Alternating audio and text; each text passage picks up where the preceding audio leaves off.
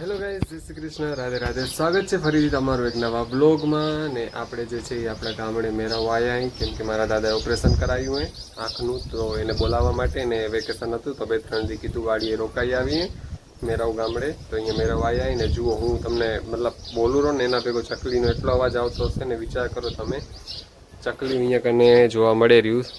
સિટીમાં તો હવે ચકલીને એનો અવાજ ક્યાંક જ સાંભળવા મળે જ્યાં ઝાડવા હોય ત્યાં, બાકી ગામડામાં તો હજી એ મસ્ત અવાજ આવે તમને. જો સંભળાતો જશે, જો સાંભળો,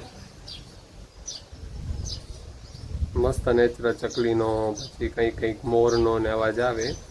અહીંયા કને મોર હજી જોવા મળે પણ બીજે ક્યાંય મોર જોવા નથી મળતા. તો એ ગામડામાં રહેવાનો એક ફાયદો હોય. અને ગામડાનું વાતાવરણ સિટીના વાતાવરણ કરતાં 100 ગણું સારું હોય.